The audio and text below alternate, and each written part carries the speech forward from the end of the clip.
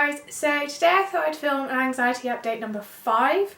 So ages and ages ago, but I thought I'd put it in here, I went to an art gallery to go and view some kind of paintings with my friend and her family, and my family as well. And it was really good, but I got quite anxious in it because it was a very hot, I want to say museum, it wasn't a museum, it was I don't know where it was, but it was very hot. And that kind of increases my anxiety. I don't really know why, just when I get really hot it's just like so yeah, but I managed to stay calm. I took off my jacket and I went outside for a bit and just took some time to like just kind of breathe and like make sure I don't go into full-blown panic. So I just kind of took myself away from the situation and made sure that I was at a designated temperature that I was comfortable with. When I went to Bristol at the end of June, like at the start of the summer holidays, I decided I would tell some of my family members about what's been happening. And I went to go and tell my aunt, and to be fair to her, she does have a lot going on at the minute, and she was a little bit dismissive because we couldn't just sort of, go BTW everyone, hey, it's got anxiety and depression, sorry, continue conversation. So we decided to go about it by sort of subtly putting it in the conversation. So we got onto the conversation of like doctors and how sometimes they don't believe their patients. So we put in, that I used a sleep graph to help the doctors detect that I had a problem with my sleep. And then we said that I had took sleeping medication. She was just like, what a load of old poppycock. Because she was just like, who needs to take sleeping medication? You just need a good night's sleep and a warm bath and a cup of hot cocoa or whatever, rather than thinking there was actually a problem. So we've decided to leave it for a bit, but I am intending to tell my godfather, called Steve, who's coming up this week, about it, so hopefully that might go a bit better. But, never be deterred. I might try again when I'm a bit more confident, because obviously I'm not great in the social situations. So maybe when I'm a bit more confident I might be able to say it a bit more definitively rather than all sort of beating around the bush. Because I shouldn't be ashamed, but I do know that the older generation aren't so educated about mental health, because when they were younger it was just kind of hidden away, no one ever spoke about it. So I'm gonna try and persevere with that one, but fingers crossed. Also, whilst I was in Bristol, I went to a furniture shop to go and buy a new rug, as you do, because we needed a new rug. We had the same one for 10 years, so why not go and buy a new rug? So we went to a furniture shop, and again, because the rugs are on the top floor and the heat rises, it was really, really, really, really, really, really hot up there. Like, I was wearing a top and shorts and I was like dying of heat. I was like melting. It was awful. So I had to sort of awkwardly, and I was getting a bit faint, and I was like, so I awkwardly had to tell my parents, can I go back downstairs? So I put my headphones in, I took some of my spray, and I was okay. I didn't go into full-blown panic, thank God, because that could have got a bit awkward in the middle of a furniture shop. So I chose the comfiest recliner chair, laid back, put my headphones in. It was actually quite peaceful. It was quite good, actually. So yeah, just thought I'd put that in there, because one of those times that I haven't had a panic attack and I managed to sort of nip it in the bud, which is good. When I came back from Norwich, I went shopping with my friend Melissa, whose channel is Mellybear. There's a little plug for you. And anytime, Mel. And so I went into the city with her, and I was going to meet her in Primark, and in Norwich on the way to Primark there's Marks and Spencer's, and outside Marks and Spencer's was a salesman, and you wouldn't have thought this was a bit of an issue, but yeah, was for me. He was selling this nail stuff that was supposed to do miraculous things, and I can officially say it was rubbish because he did a little tester thing and it didn't last like 2 minutes. And yeah, he decided, my rule with salesmen is you walk the opposite side of the road as far away as you can, keep your head down and look busy. But no, this one wasn't going to take the hint that I didn't want anything to do with him, so he pounced on me, and basically I couldn't get him to go away, and my anxiety went sky high and I was getting really panicky. So I was like, just, how much is it? And I'll just pay it and I'll just go. So I paid 20 quid for this product that I really didn't want, and sort of left. Yeah, that wasn't the best idea because I ended up 20 quid worse off and still feeling crap. And yeah, so my friend Mel, her mum, managed to save me my 20 quid. But the moral of the story is, you know, stick to your guns and just say no. I said no like 3 times and he still didn't pay attention. But if you just keep saying no, or you just keep walking and just ignore it, don't let your anxiety cost you money, because that's just unfair. And I am a sitting duck for salesmen. I've had numerous of them just coming up to me just like, you know, do you want this? Because apparently I look like someone who wants to buy stupid stuff. I don't. I just feel pressured quite quickly. And I know that's how it's supposed to work, but I don't like it. It makes me feel very uncomfortable, if you don't mind me saying. So to all you salesmen out there, don't pressure people with anxiety. It's not nice. I also had prom recently, which was really nice. And that actually went really well. I was a little bit nervous about it because obviously loads of people getting all poshed up, which somehow increased my anxiety. I'll talk about that in another video.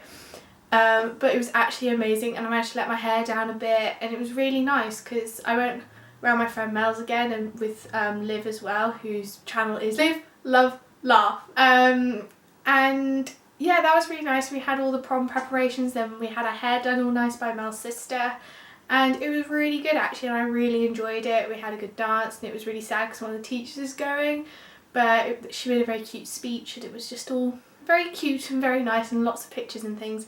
And yeah, that really excited me. I have also had 2 interviews recently. I've had one for McDonald's, which I haven't heard back from, and I also had one in Marks and Spencer's of all places.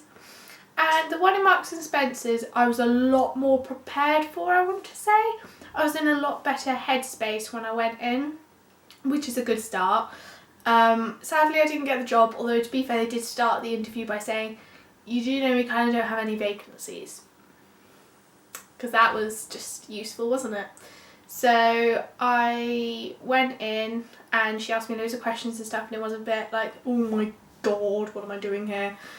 But it was okay actually, and she said I did really well for my first interview, and I was quite pleased with how it went actually. I didn't let my anxiety get the better of me, which was really important for me, and I was actually quite pleased, even though I didn't get the job. But they said they might ring in about September time because that's when they need people for Christmassy stuff. So fingers crossed I might get a phone call. But I had an interview with McDonald's only the other day, and that one didn't go quite so well. My anxiety just went through the roof. I was in completely the incorrect headspace, and it was actually quite bad because they asked questions really quick fire, and there were lots of people everywhere. It was really hot and ugh.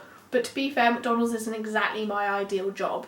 Not saying that anxiety should define what jobs you can and cannot do, but for me, I wouldn't feel comfortable in the environment because you have to push past quite a lot of people, and I don't really like that. And it's really hot and very fast paced, and you know, you got to speak to customers really quickly. So maybe not the job for me, but I thought I'd go for it anyway because I've applied for 18 jobs now and apparently nobody wants me. How dare they? So yeah, but I've given it a go and I'm still trying.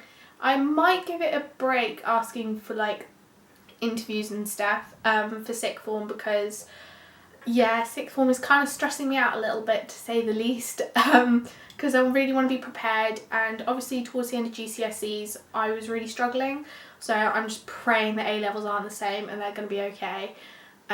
So yeah, fingers crossed. I've done a lot of fingers crossing this video, you know. I really should stop letting things rely on luck.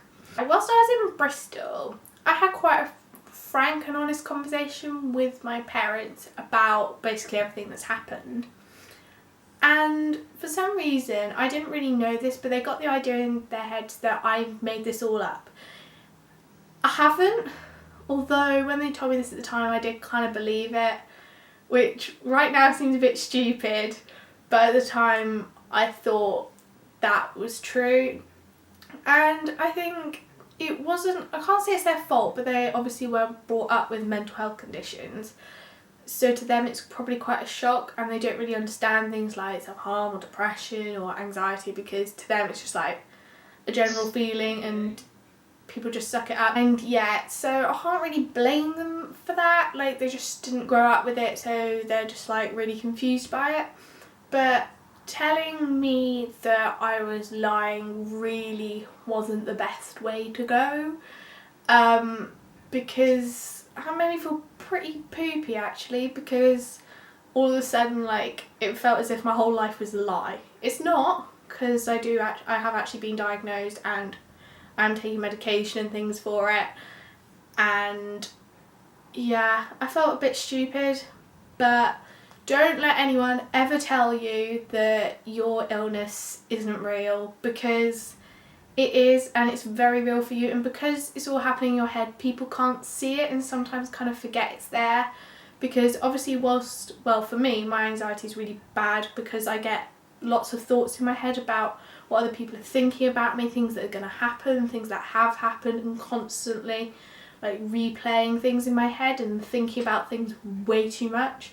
And obviously when I'm just sort of sat across someone having a conversation, they can't see what's going on in my head, so they just sort of forget that I have anxiety and just think, oh, you know, she's thinking about, I don't know, how nice her food is that she's eating, when instead I'm probably sat there thinking, oh my god, what is that person thinking about me, you know, are they thinking that I'm weird, am I doing something wrong, you know, things like that. But obviously they don't know that, and you know, people just kind of forget, which isn't their fault.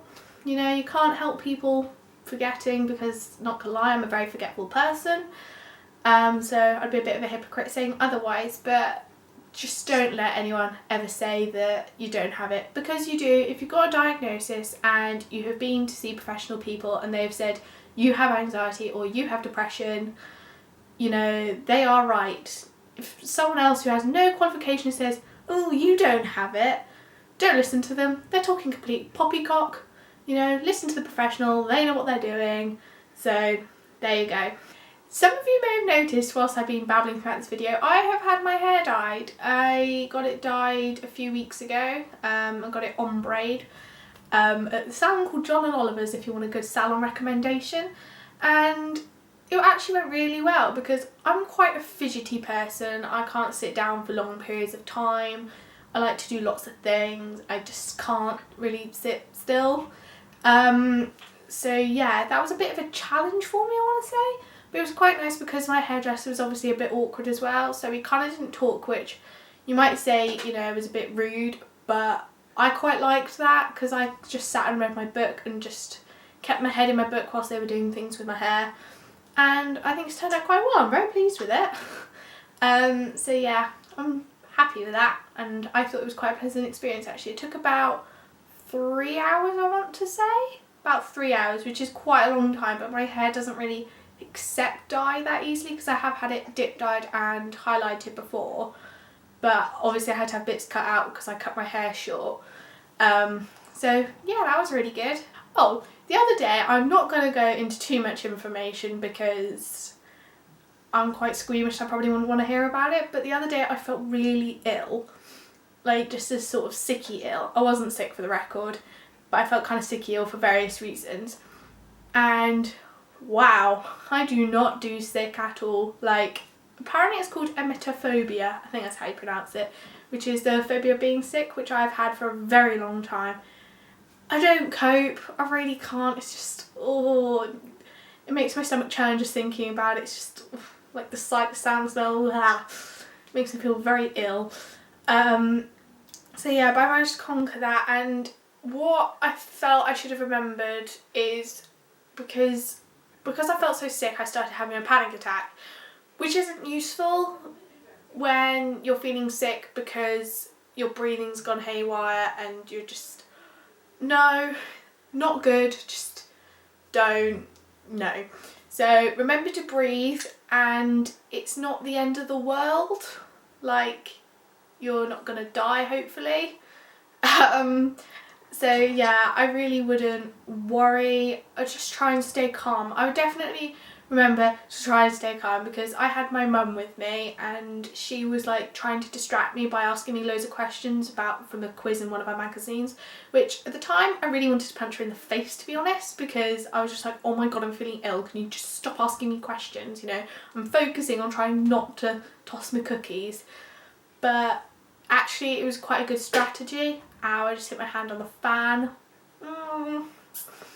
But actually it was quite a good strategy because it meant I could try and calm down a bit because I wasn't so focused on how poorly I felt.